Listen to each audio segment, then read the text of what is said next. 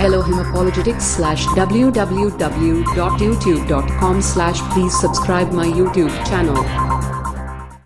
दाऊद भजन में कहते हैं कि परंतु जितने तुझ पर भरोसा रखते हैं वे सब आनंद करें। हालेलुया। परमेश्वर का धन्यवाद है कि जो मनुष्य परमेश्वर पर, जो पुरुष परमेश्वर पर भरोसा रखता है वो धन्य है। हम यिर्मयाह भविष्यद्वक्ता की पुस्तक में पढ़ते हैं, धन्य है वह पुरुष जो परमेश्वर पर भरोसा रखता है, और श्रापित है वो पुरुष जो मनुष्यों पर भरोसा रखता है। तो मसीही विश्वासियों का भरोसा तो केवल परमेश्वर की ओर है, और परमेश्वर ही हमारी ढाल है, और वो ही हमें हर एक बात से बचाता है, हमें हर एक चीज से निकाल लेता है। आगे यहां पर दाऊद कहते हैं, वे सर्वदा ऊंचे स्वर से गाते रहें क्योंकि तू उनकी रक्षा करता है। हालेलुया, आमीन। परमेश्वर अपने लोगों की रक्षा करता है। लेकिन मेरे प्यारे भाई बहनों, हम जब से प्रभु का प्रचार हो रहा है तब से पहली सदी की कलीसिया से देखते हैं कि बहुत सारे जो प्रभु के दास हैं वो वध किए गए। हम देखते हैं कि स्वयं प्रभु यीशु मसीह के जो चेले हैं उनमें से भी अगर यूहन्ना को, जो सबसे छोटा चेला है, प्रभु का प्रिय चेला जिसे हम कहते हैं, उसे छोड़ दिया जाए तो सारे के सारे, जिसमें पौलुस भी शामिल हैं और अन्य दूसरे चेले भी शामिल हैं जो उन 12 में नहीं थे, उनको वध किया गया। उनको वध किया गया। पतरस के लिए तो ये लिखा भी गया है बाइबल के अंदर कि उसको उल्टा करके क्रूस पर चढ़ाया गया है, उसको क्रूस पर चढ़ाया गया। याकूब का गला काट दिया गया। बहुत सारे जो सेवक हैं, जो प्रभु के प्रेरित थे, उन्हें खौलते तेल में, गरम गरम तेल में डाल करके मार दिया गया। किसी का सर कलम कर दिया गया, किसी के साथ कुछ किया गया। तो अब सवाल ये आता है, यहां पर यह लिखा है कि परमेश्वर अपने धर्मी जन की रक्षा करता है, और जितना उस पर भरोसा करते हैं उनकी रक्षा करता है। तो आखिर इनकी रक्षा क्यों नहीं हुई? आखिर इनकी रक्षा क्यों नहीं हुई? पौलुस की रक्षा क्यों नहीं हुई? और दूसरे जो बहुत सारे धर्म सेवक हैं जो आज भी हम इंडिया में देखते हैं, एक हम अपने भाई को जानते हैं जो ऑस्ट्रेलिया के थे, जिन्हें उनके बच्चों समेत उन्हें गाड़ी में बंद करके जिंदा जला दिया गया।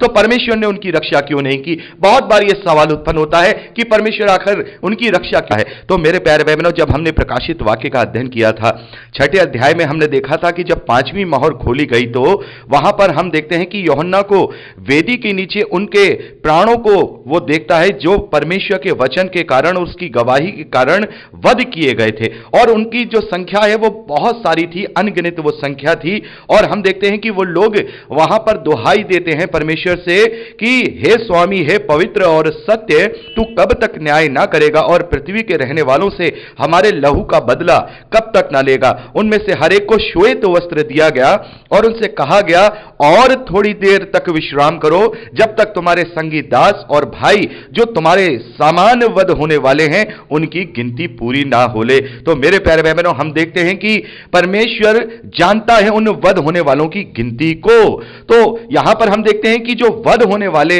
जो परमेश्वर के वचन, उसके प्रचार के लिए वध होने वाले हैं, उनके लिए क्या कहा गया है। मेरे प्यारे भाई बहनों, जब हम देखते हैं जो स्मुरना की जो कलीसिया है, उसके लिए जब हम जो संदेश है वहां पर देखते हैं कि प्राण देने तक, हम देखते हैं वहां प्राण देने तक तू विश्वासी रहे, प्राण देने तक तू विश्वासी रहे और मैं तुझे जीवन का मुकुट दूंगा। यहां पर हम देखते हैं कि और 10 दिन और तक तुझे क्लेश उठाना होगा, प्राण देने तक विश्वासी रहे तो मैं तुझे जीवन का मुकुट दूंगा। तो मेरे प्यारे भाई बहनों, हम देखते हैं कि जो वध किए हुए लोग हैं, जो परमेश्वर के रास्ते के लिए वध किए हुए हैं, उन्होंने अपने हियाब से, अपनी हिम्मत से अपने प्राणों तक को निछावर कर दिया है, तो उनके लिए एक स्पेशल प्रतिफल रखा गया है, उन्हें जीवन का मुकुट दिया जाएगा। और हम देखते हैं कि जब जो शैतान है उसे 1000 साल के लिए बंदी बना दिया जाएगा, और जब पहला पुनरुत्थान होगा, प्रभु यीशु मसीह जब 1000 साल के लिए इस धरती पर फिजिकल रूप से राज्य करेंगे अपने स्वर्गीय देहों के साथ, तब वो लोग जो प्रभु के लिए वध किए गए हैं वो उसके साथ राज्य करेंगे। तो इतना बड़ा प्रतिफल परमेश्वर ने उनके लिए रखा है। और परमेश्वर की दृष्टि में इस धरती की मृत्यु या इस धरती का जीवन उसके लिए कोई मायने नहीं रखता है। हां, इजरायलियों का जीवन उसके लिए मायने रखता था, हम इसके विषय में हम बहुत बार बात कर चुके हैं, क्योंकि परमेश्वर को उनसे प्रायोजन था, जब तक कि वो अपनी योजना के अनुसार अपने पुत्र को इस धरती पर ना देधारी कर दे, तब तक उनके प्राणों की रक्षा करना उनके लिए, परमेश्वर के लिए जरूरी था।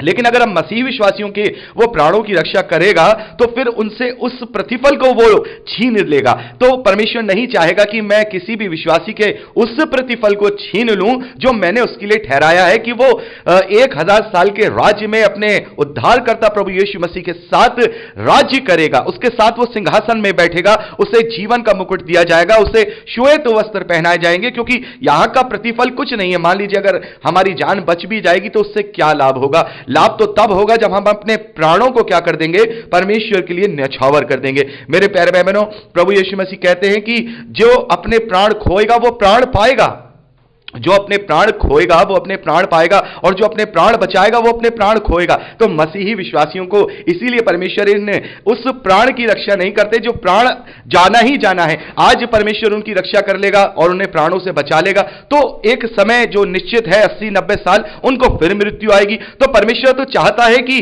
यह अपने जीवन में इस मृत्यु को पार करके अनंत जीवन में प्रवेश करे। तो परमेश्वर इसलिए इस प्रकार की रक्षा नहीं करता। हां, रक्षा भी करता है जहां पर परमेश्वर को प्रायोजन होता है। हम देखते हैं स्टीफन जो कि जवान था, सबसे पहला वध हम देखते हैं जो मसीही विश्वासियों में प्रभु यीशु मसीह के बाद जो वध किया गया है वो स्टीफन का किया गया है।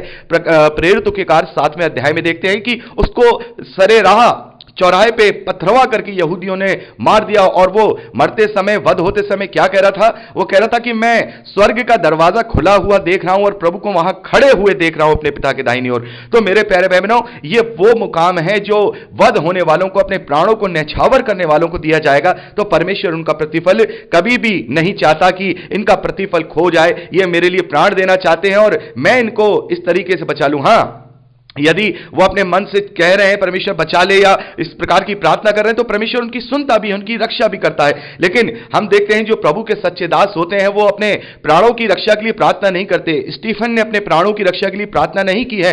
हम इस बात को प्रेरितों के कार्य 7वें अध्याय में पढ़ते हैं। उसने प्राणों की रक्षा के लिए प्रार्थना नहीं की है, बल्कि उसने स्वर्ग में दरवाजा खुला हुआ देखा है जिसमें प्रभु यीशु मसीह खड़ा हुआ उसे दिखाई दे रहा है। तो मेरे प्यारे भाई बहनों, ऐसे हैं मसीही विश्वासी जो अपने प्राणों को न्यौछावर करके दूसरों के प्राणों को उद्धार के लिए प्रेरित करते हैं, दूसरे के प्राणों को बचाना चाहते हैं। बहुत सारे ऐसे हम उदाहरण देख सकते हैं कि जिन्हें जो प्रभु के दास होते हैं वो उन लोगों को जानते तक नहीं है, उनके बीच में, खतरनाक लोगों के बीच में जाकर के प्रचार करते हैं, ये सोच करके ना जाने कौन सी आत्मा प्रभु के खतने में जमा कर दी जाए। वो अपने प्राणों का भी क्या करते हैं? प्राणों का भी परवाह नहीं करते और वहां पर जाकर के प्रचार करते हैं, क्योंकि प्रभु का प्रचार समस्त दुनिया में कोने कोने में फैलाया जाना अवश्य है। तो यही कारण है कि प्रभु इस प्रकार से कभी कभी ऐसे दासों का, कभी कभी ऐसे प्रभु के लोगों का इस तरीके से रक्षा नहीं करता है, क्योंकि वो उनका प्रतिफल उनसे खोने देना नहीं चाहता या उनसे छीनना नहीं चाहता है। इस 5वें अध्याय के आखिरी 12वें वचन में लिखा है, क्योंकि तू धर्मी को आशीष देगा, हे यहोवा तू उसको अपनी अनुग्रह रूपी ढाल से घेरे रहेगा। आमीन। तो मेरे प्यारे भाई बहनों, यहां पर हम देखते हैं कि भले ही धर्मी मनुष्य मर भी जाता है तो भी वो उसे स्वर्गीय स्थानों में आशीष देगा, और परमेश्वर ने जो अनुग्रह दिया है उस ढाल से वो घेरे रहेगा। तो मेरे प्यारे भाई बहनों, यहां पर इस सुरक्षा की प्रार्थना को हम अलग अलग परिस्थितियों में भजन में गाकर या फिर प्रार्थनाओं में कह करके क्लेम कर सकते हैं, लेकिन जैसा मैंने आपको बताया, हमारी जो भावनाएं हैं, हमारे जो फीलिंग्स हैं इस प्रार्थना को लेकर के वो थोड़े डिफरेंट होंगे, क्योंकि आज हम आत्मिक लोग हैं और आत्मिकता में ही जीते हैं। हम में से ना तो कोई अपने लिए जीता है, ना ही अपने लिए कोई मरता है। हम में से जो कोई जीता है। ऐसे अनेक वीडियोस को देखने के लिए हमारे चैनल को सब्सक्राइब करें, बेल आइकन प्रेस करें और वीडियो को लाइक जरूर करें। धन्यवाद।